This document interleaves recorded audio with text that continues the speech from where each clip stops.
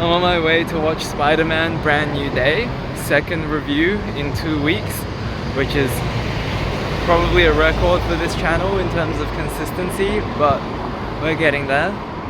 And yeah, I've heard very good things about this Spider-Man movie already. I've tried to avoid like spoilers and reviews before I watch it myself so I can give my own honest opinion, but but you know, it's hard to avoid sometimes. But yeah, apparently I've heard people saying this is a contender for best Spider-Man movie of all time, which is a seriously big statement to make, if you ask me.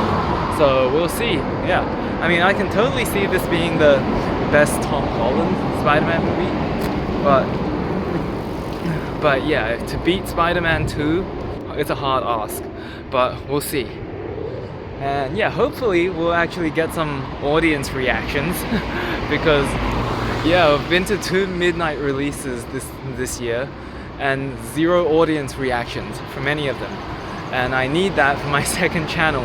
So yeah, we'll see. And yeah, I'm actually excited to watch a Marvel movie this time because like over the past few years, there's been a little bit of fatigue.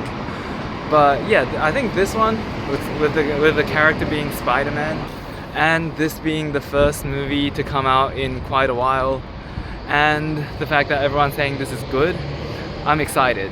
So, talk to you after the movie.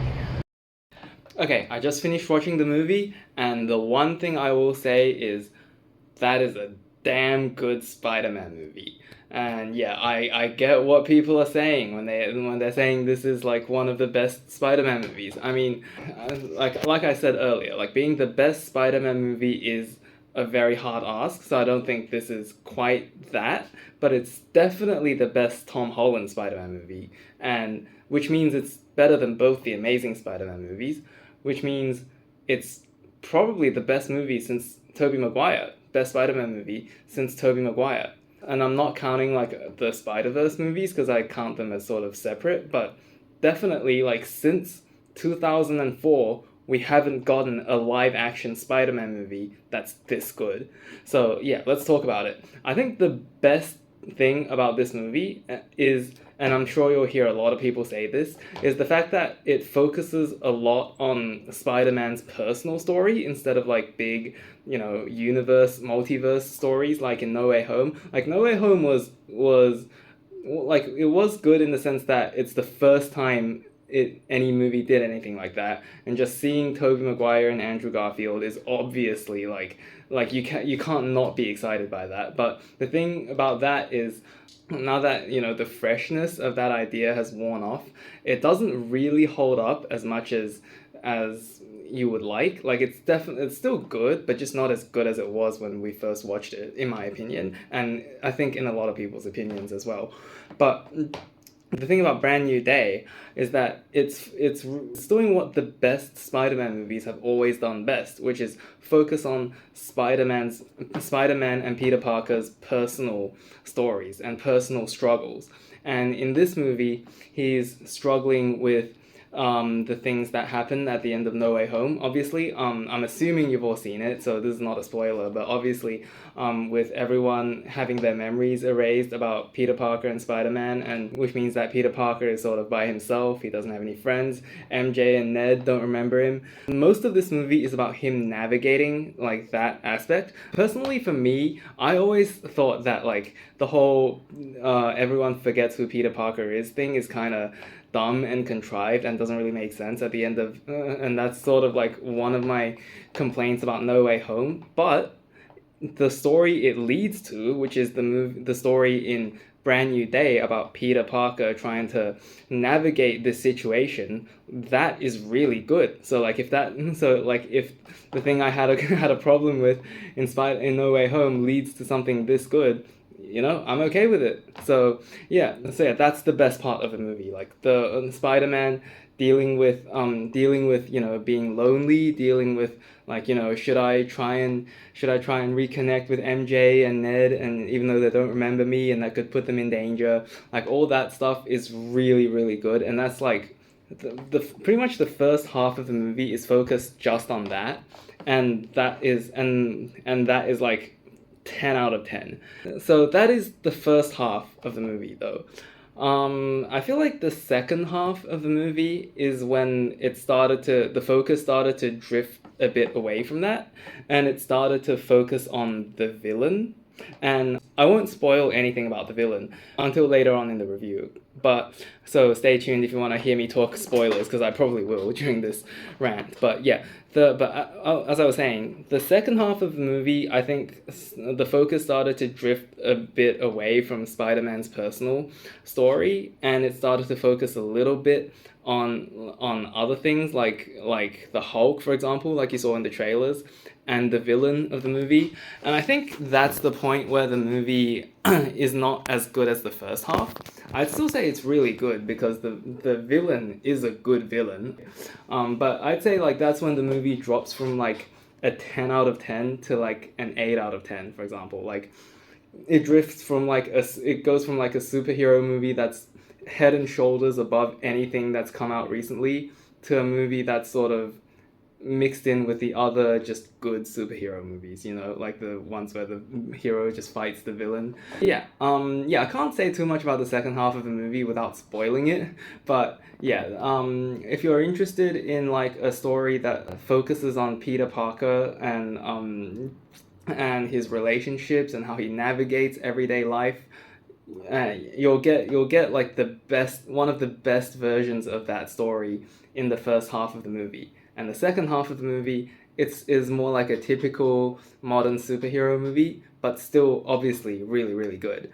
And I think the thing that I really like about Tom Holland's version of Spider-Man is that you actually see him progress through movies. Because like Tom Holland first made his appearance as Spider-Man in Captain America Civil War, which is 10 years ago, which is crazy.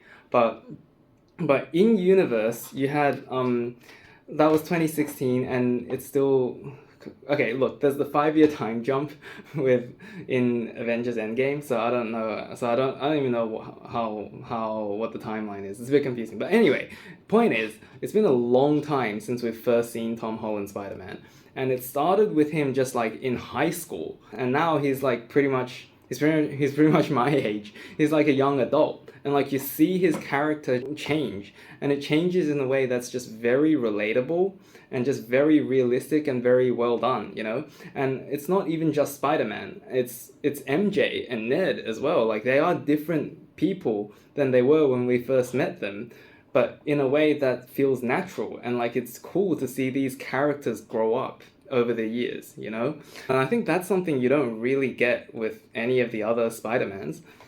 So in this movie, you can see like Spider-Man is much more mature than he was in any of the previous movies. Like you actually see him like being confident. Like yeah, basically you get like a more confident version of Spider-Man. Spider-Man that sort of knows what he's doing in terms of like fighting criminals, and yeah, so I think that's just really well done as well. And I think another thing that's really well done is the suit. It's something more subtle, but like the Spider-Man suit, obviously the colors are really good. Like when we first saw that suit in the end of No Way Home, everyone loved it. But I think it's some of the more subtle details in this movie is that like you can tell that it's not really like a high-tech like a professional suit, because like one of the things people complained about with Tom Holland Spider-Man early on is that like he got help too much from Iron Man, and that sort of takes away the element of him having to like do things himself, like had building all of the Spider-Man stuff himself in his room. And in this movie, like the suit, you can tell that like you can see his ears through his mask, and like for the rest of his suit you can sort of see like the muscles. And that's a pretty big contrast to like the Iron Spider suit, for example, where it's just basically Iron Man technology. And like you can see it's a suit designed by Iron Man, whereas here you can tell it's a suit that's sewn together by a kid in his basement, or in his apartment or whatever. So, and yeah, I think that's also just a really cool detail. Yeah, so this is one of the best movies I've seen this year. It's probably the best Spider-Man movie since Spider-Man 2, and it's definitely Tom Holland's best Spider-Man movie. And it's also Tom Holland's best performance as Spider-Man, if you ask me, because like I love the way he plays like the mature, seasoned Spider-Man that's sort of been through a lot.